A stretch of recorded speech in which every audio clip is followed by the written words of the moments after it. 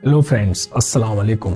दोस्तों, वैसे तो आपने दुनिया में बहुत बड़ी बड़ी बिल्डिंग्स और स्ट्रक्चर्स देखे होंगे जो अपने यूनिक डिज़ाइंस, हाइट, वेट और मुख्तलिफ खूबियों के साथ दुनिया में एक अलग पहचान रखते हैं। और इन्हें तामीर करना भी आज के दौर में बिल्कुल मुमकिन है, क्योंकि ये दौर है जदीद टेक्नोलॉजी और हैवी मशीनरी का। लेकिन इंसानी अकल सोचकर दंग रह जाती है जब जिक्र होता है मिस्र में बने the great pyramid of Giza के बारे में।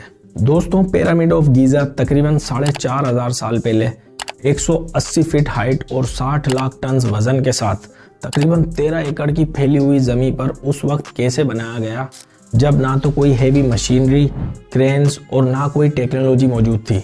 लेकिन फिर भी ऐसा मजबूत पिरामिड बना दिया गया जो आज के दौर में भी किसी अजूबे से कम नहीं, जो हज़ारों सालों से बदलते हुए मौसम, अर्थक्वेक्स और ख़तरनाक तूफानों का सामना करते हुए अपनी जगह पर मजबूती से खड़ा है। तो आज की इस वीडियो में हम जानेंगे कि इसे कैसे और किस मकसद के लिए बनाया गया, और इसके हैरान कुन राजों से पर्दा उठाएंगे।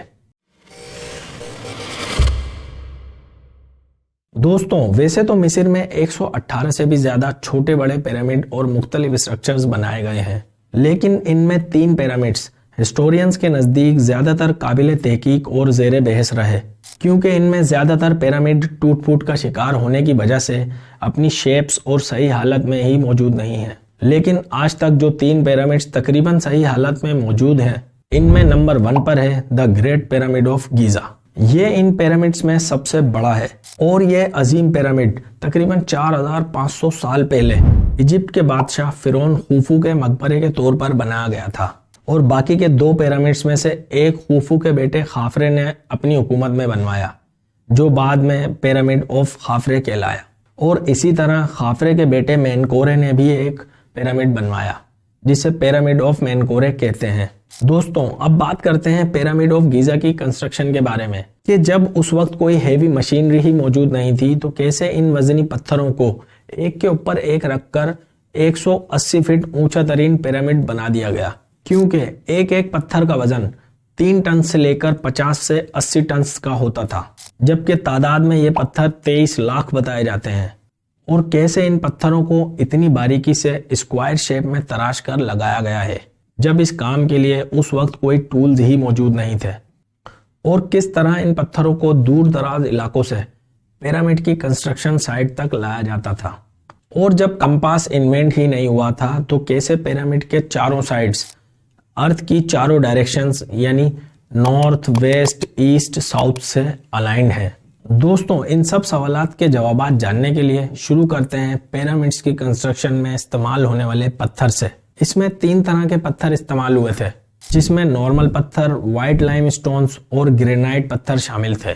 अब नॉर्मल येलो पत्थर तो पिरामिड के करीबी इलाकों से ही मिल जाते थे, इसलिए ये पत्थर सबसे ज्यादा यूज हुए। लेकिन व्हाइट लाइम स्टोन्स पिरामिड से 25 किलोमीटर दूर तूरा में पाए जाते थे, जबकि ग्रेनाइट पत्थर इससे भी दूर 800 किलोमीटर पर असवान में मौजूद थे।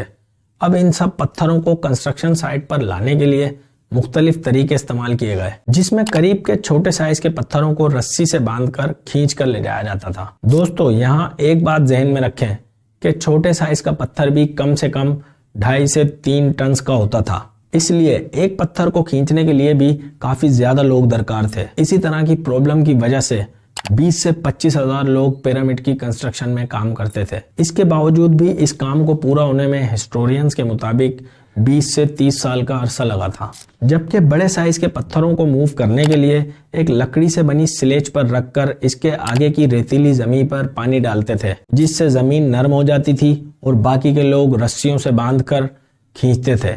जबकि सबसे दूर असवान से ग्रेनाइट पत्थर कश्ती में रखकर नाइल नदी क्रॉस करके लाए जाते थे, और ये ग्रेनाइट पत्थर यूज होते थे पिरामिड की अंदरूनी खुफिया चेम्बर्स बनाने के लिए, जबकि नॉर्मल पत्थर बुनियाद और बाकी स्ट्रक्चर बनाने में यूज हुए। और व्हाइट लाइम स्टोन्स पिरामिड की ऊपरी सतह पर लगाए गए, जिससे पिरामिड रोशनी पड़ने पर चमकते थे।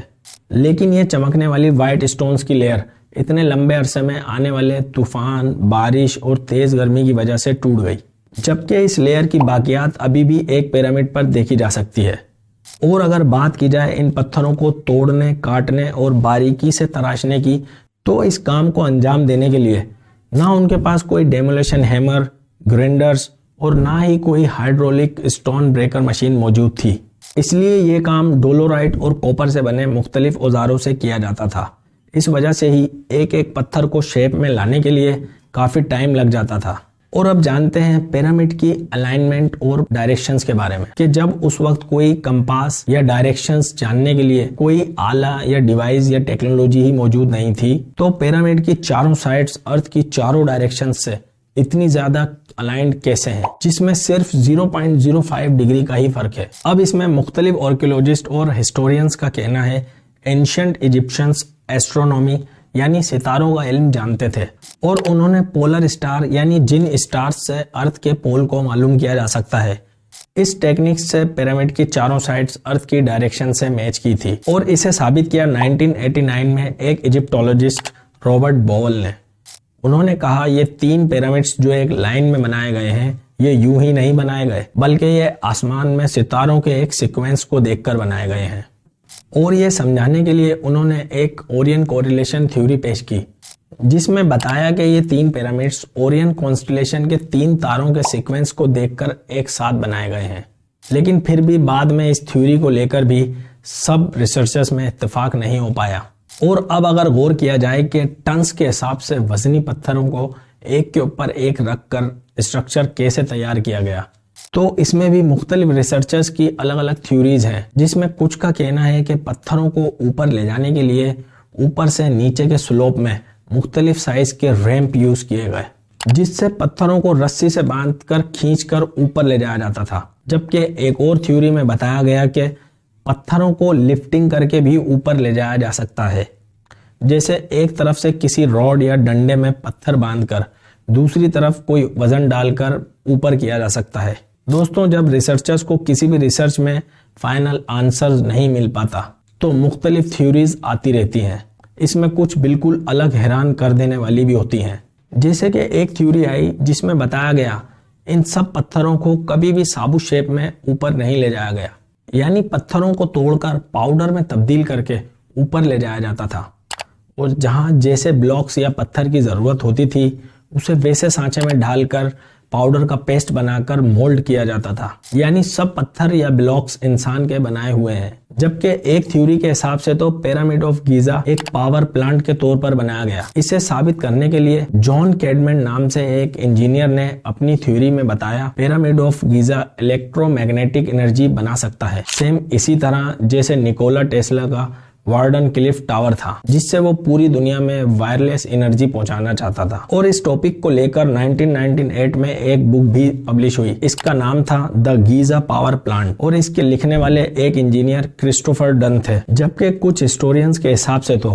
پیرامڈ کا بنانا اس وقت کے انسان کا کیا گیا کام ہی نہیں ہے، اور وہ کہتے ہیں ان پیرامڈز کو ایلینز نے بنایا۔ اور اسی وجہ سے آج تک مختلف ریسرچرز، آرکیولوجسٹ اور ایجپٹولوجسٹ کی ریسرچ کو لے کر ایک حتمی فیصلہ بھی نہیں ہو پایا ہے کہ آخرکار اس کو بنانے کا مقصد کیا تھا۔ جبکہ سب میں کہیں نہ کہیں ایک اندازے کے مطابق ایک اتفاق ضرور ہے کہ یہ پیرامڈز بادشاہوں کے مقبرے کے طور پر ہی بنائے گئے تھے۔ لیکن ان سب سوالات کے جوابات ڈھونڈنے کے لیے مسلسل ریسرچ کی جا رہی ہیں۔ ہو سکتا ہے آنے والے وقت میں پیرامڈ آف گیزا کی مسٹری سولو ہو جائے اور سارے سوالات کے حتمی جوابات مل پائیں۔ دوستوں، اگر ویڈیو پسند آئی ہو اور انفارمیٹیو لگی ہو تو ویڈیو کو لائک کر دیں، چینل کو سبسکرائب کر دیں، اور کمنٹس میں اپنی خوبصورت رائے کا اظہار کرنا نہ بھولیں۔ اپنا خاص خیال رکھیں، ملتے ہیں نیکسٹ ویڈیو میں۔ خدا حافظ۔